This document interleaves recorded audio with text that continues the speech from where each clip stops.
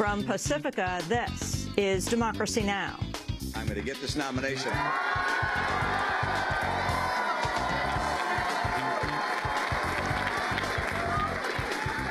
Tonight we're doing some counting. We're counting up the delegates for the convention, and it looks good. And we're counting down the days until November, and that looks even better. Mitt Romney takes 6 of 10 states on Super Tuesday. Though he's counting Ohio, Ohio is still counting in his razor-thin contest with Santorum. Also in Ohio, Dennis Kucinich loses the Democratic primary to fellow Congressmember Marcy Kaptur in a redrawn district. And Vermonters call for a constitutional amendment overturning Citizens United. We'll speak with John Nichols of The Nation magazine. Then police arrest 7 cyber activists, members of LulzSec, affiliated with Anonymous. And the man who turned them into authorities might be none other than their former leader.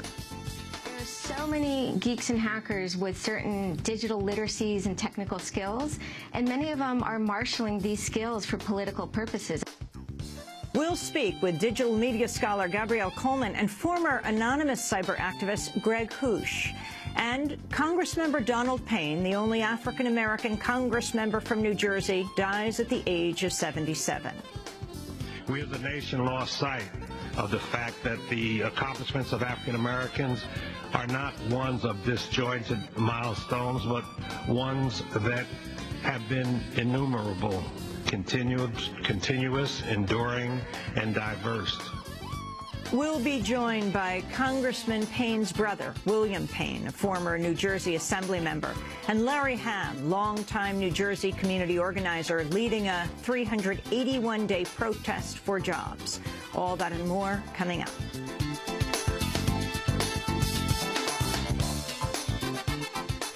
Welcome to Democracy Now!, democracynow.org, The War and Peace Report. I'm Amy Goodman.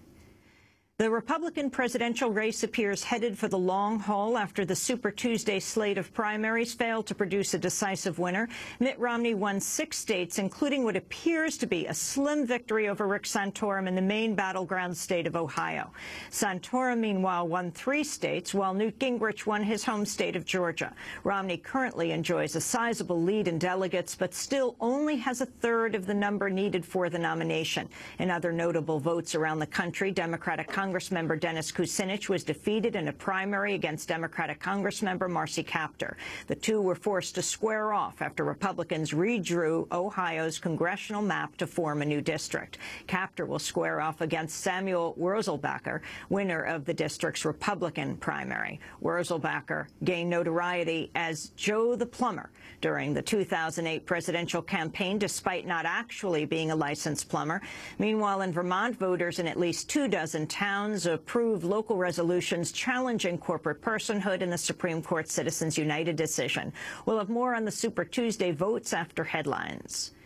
The United States and 5 other world powers have agreed to resume nuclear talks with Iran after more than 1 year. Speaking on behalf of the 5 permanent UN Security Council members and Germany, the European Union's Catherine Ashton accepted Iran's offer from last month to restart negotiations.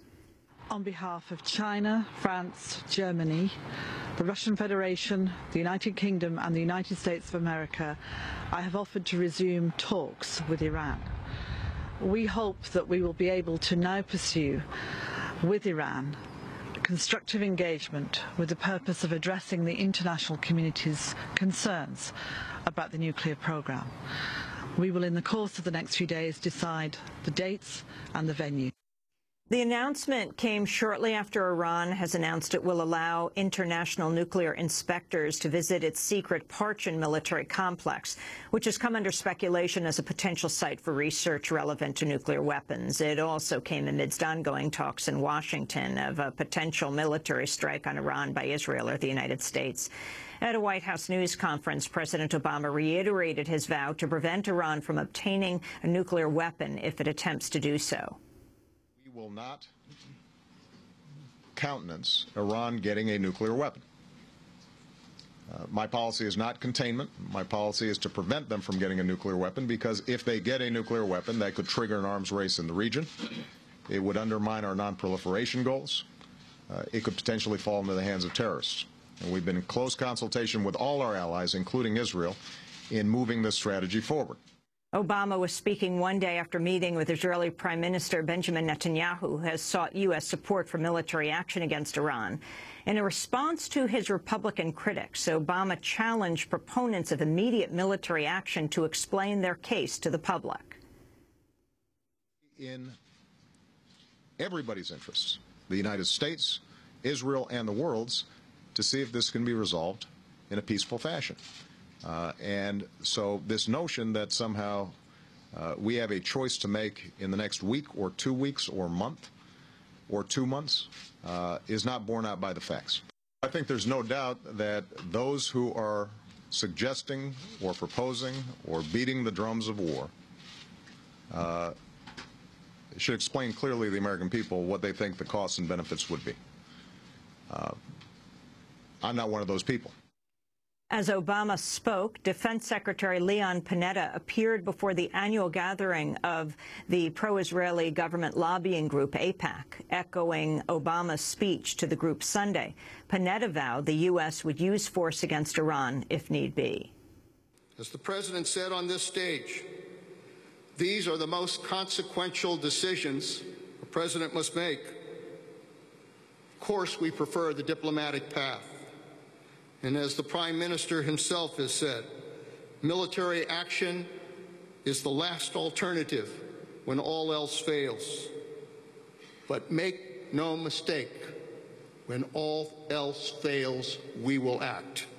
Panetta's comments were the latest by Obama administration official to warn of a military attack on Iran. Critics have accused the White House of violating the UN Charter, which bars the threat or use of force against another state unless in cases of self-defense.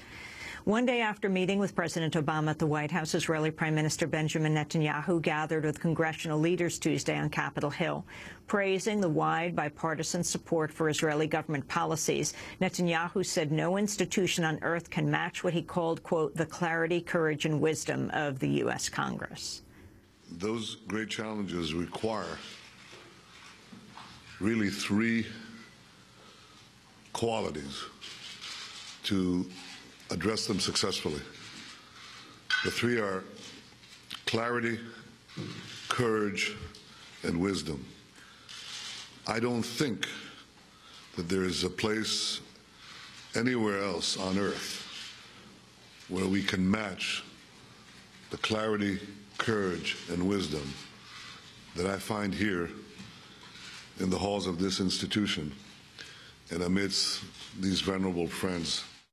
Meanwhile, in the occupied territories, 2 Palestinian children were killed Tuesday when an abandoned Israeli mortar exploded in the occupied West Bank. The governor of Hebron, Hamel Hamid, denounced Israel for the children's deaths. It's clear from all the indications and the finds that we have that these children found leftovers of the Israeli army, and it led to the loss of their lives. These are ongoing crimes. UN Secretary-in-Chief Valerie Amos is headed to the Syrian city of Homs after meeting with Syria's foreign minister in Damascus. Amos said she hopes to pave the way for humanitarian relief workers to evacuate the wounded and deliver supplies. The Syrian government continues to block humanitarian aid to the Homs neighborhood of Baba Amr, which endured a nearly month-long siege before it was claimed by government troops last week. Meanwhile, China, an ally with the Syrian regime, has pulled its workers out of the country due to the violence. The UN says more than 7,500 people have been killed since President Bashar al-Assad began his crackdown on the uprising a year ago. Assad said he would continue fighting what he called, quote, foreign-backed terrorism. Speaking at his news conference at the White House, President Obama predicted the eventual downfall of the Assad regime. We are going to continue to work on this project with other countries, and it is my belief that ultimately this dictator will fall as dictators in the past have fallen. But the notion that the way to solve every one of these problems is to deploy our military, that hasn't been true in the past. And it won't be true now. At least 42 people are dead after an avalanche struck a village in northeastern Afghanistan. The Afghan army has sent helicopters to the area in an attempt to rescue trapped survivors under the snow. Afghanistan is currently facing its harshest winter in 15 years. Leaders in eastern Libya have announced plans to seek semi-autonomy from the rest of the country. On Tuesday, officials meeting in Benghazi named the leader of a new governing council. They also rejected a national election plan that allotted the eastern region far fewer seats in Libya's assembly than the West. Vice President Joe Biden's in Honduras for talks with Central American leaders on regional security efforts and drug trafficking. Biden said the Obama administration will ask Congress for an additional $107 million for the Central American Regional Security Initiative next year. Biden's visit comes amidst what appears to be an emerging rift between the Obama administration and its Central American allies on decriminalizing drugs. Last month, Guatemalan President Otto Perez Molina said he would support decriminalization, and on Tuesday, Central American leaders agreed to debate the idea at a gathering later this month. During a stop in Honduras, Biden pledged the Obama administration's support for the Honduran government. The United States and Honduras have had a long and close partnership, and we reaffirm that today. The President and I discussed a wide range of topics, especially security and economic development. We understand the grave threats of narco-trafficking and the gang violence and the threat it poses to the people of Honduras, but quite frankly, the entire region, as well as to my country. And the United States is absolutely committed to continuing to work with Honduras to win this battle against the narco-traffickers. In related news, reports have emerged that a man who'd been accidentally deported from the United States was among the roughly 360 prisoners who perished in the Honduran prison fire last month. Nelson Avila Lopez was deported in October, just weeks after he was granted a stay of deportation. Avila Lopez, who came to the United States as a teenager to escape attempts by local gangs to recruit him, was immediately jailed for suspected gang involvement upon his return. At the time of his death in the massive prison blaze on February 14th, he had not been convicted of any crime. U.S. Army investigators have recommended a court-martial for 4 soldiers accused in the death of Private Danny Chen. 19-year-old Chinese-American Chen allegedly took his own life just weeks after he was deployed to Afghanistan last October. His family says Chen had been abused by comrades on an almost daily basis, including racist hazing, with soldiers throwing rocks at him, calling him ethnic slurs, and forcing him to do push-ups or hang upside down with his mouth full of water. A commanding officer will preside over the 4 soldiers' court-martial and will make a final decision on whether to bring charges. 4 other soldiers are also under investigation in the case. A judge has temporarily blocked enforcement of a controversial new voter identification law in Wisconsin. The law would require all voters to present photo ID at the polls. Dane County Judge David Flanagan issued a temporary injunction after the NAACP brought a lawsuit saying the law could block those without ID, including many people of color, from voting. And thousands of demonstrators turned out in downtown New York Tuesday to form a 3-mile line in order to draw attention to high unemployment. Known simply as The Line, the protests stretched from Wall Street to Union Square, with demonstrators carrying pink slips to represent the estimated 14 million unemployed people in the United States. Later in the broadcast, we will speak with Larry Hamm, head of the People's Organization for Progress in New Jersey, who is leading a 381-day protest for jobs. And those are some of the headlines. This is Democracy Now!, democracynow.org, The War and Peace Report. I'm